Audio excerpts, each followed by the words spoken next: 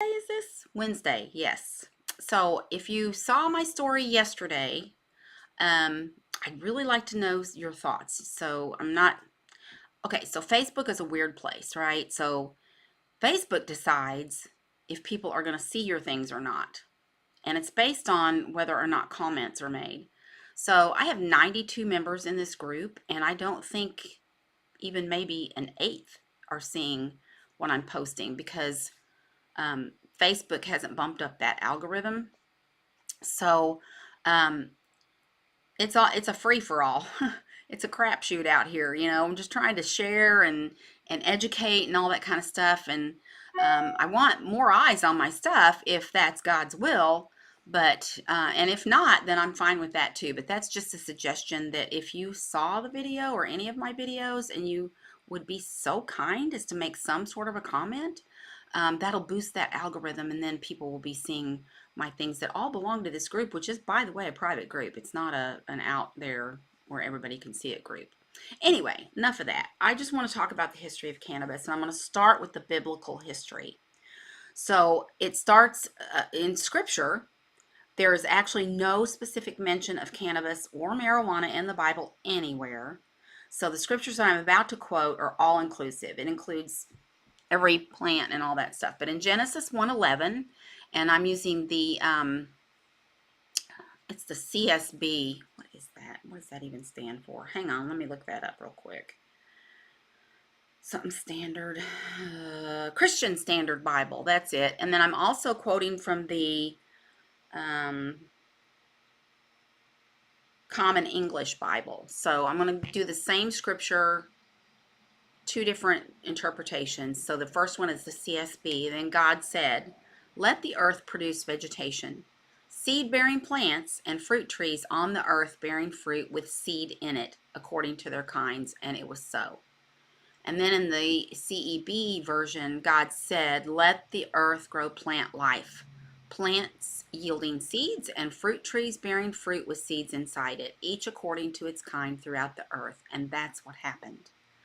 And then in Genesis 1:29, in the CSB version, God also said, "Look, I have given you every seed-bearing plant on the surface of the entire earth, and every tree whose fruit contains seed. This will be food for you."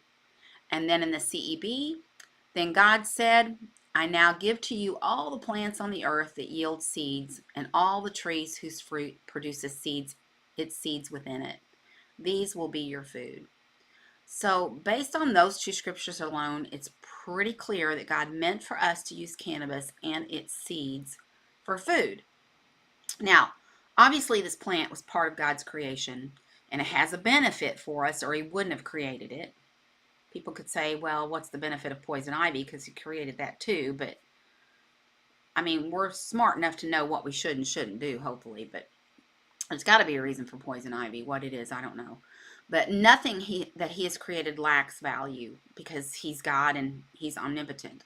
There is a documented history of this plant and its use that goes back in history as far as 27.8 million years ago. That was a long time ago.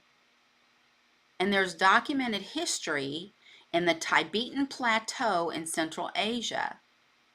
It originally diverged from hops or humulus, and it was considered food to the people of that region. So back then, they were using this plant as food. And then 10,200 years ago in the Japan region, cannabis was used and traded, and that fact is supported by the discovery of dried cannabis seed specimens that were found in a clay jar on the island of Okinoshima. And then, so there's so much history about this plant. I mean, I've written out a bunch here. My interest is, how is it used medically? Because that's my focus on using the plant.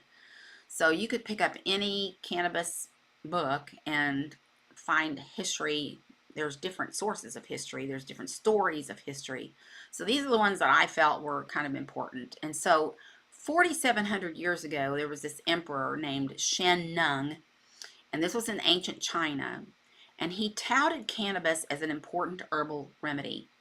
The very first Chinese pharmacopoeia cited over 100 medical conditions for which cannabis was useful. And for centuries, cannabis was a helpful herb when used medicinally. In 1838, William O'Shaughnessy, a physician who worked in India, published his experiments with the plant.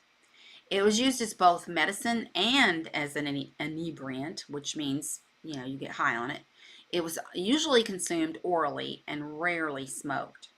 They used ground cannabis called bhang in a drink of milk and spices.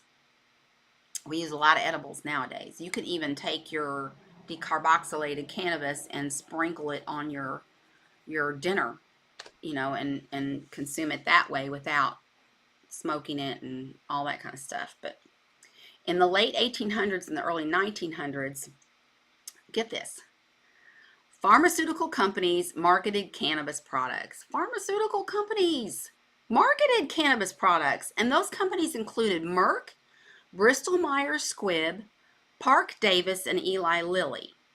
And even back then, physicians noted the effectiveness of cannabis to reduce opiate use and to treat opiate withdrawal. And you can find that yourself if you want to look it up. I'll have it in my blog that I'll put out later this week, but there's a couple of sources for that if you want to look that up and read it. So the demise of the cannabis reputation came in 1910 after the Mexican Revolution, when it was called marijuana, spelled with an H, and prohibition happened in 1920. So people of that time were used to hemp or cannabis because it was actually grown for fiber and was available in pharmacies. In fact, hemp farmers were given tax breaks if they grew hemp, and they were fined if they didn't. But the media began to throw around this term marijuana and associated that with the Mexicans, who were touted as disruptive people with dangerous native behaviors that people were confused, and they didn't even know the same crop they were growing was the same marijuana that Mexicans used. And then in 1937, the Marijuana Tax Act was passed, even after Dr. William C. Woodward, Legislative Counsel of the American Medical Association, opposed the legislation. In 1943, all medical products derived from cannabis were removed from the U.S. Pharmacopoeia, and physicians were no longer allowed to prescribe it. So they were actually prescribing back then. We can't do that these days. Research of the plant continued in the United States as scientists began to discover other compounds in the plant that are medically beneficial. In 1937, the Tax Act was overturned because of that, and then in 1969, it was declared unconstitutional, but that was quickly replaced in 1970 with the Controlled Substances Act, and that's where we're at today. So the purpose of this act was to provide a scheduling system for illicit substances, and cannabis was scheduled as a 1, which means there's absolutely no therapeutic value in the plant, and it's considered a dangerous substance. I'm going to stop there because I don't want this to drag on. You guys get bored. But anyway, we'll go ahead and continue tomorrow with the rest of the history, and then I got more for you later. So you all have a great day, and please comment so it'll boost that algorithm. I'd so appreciate it. Have a great one.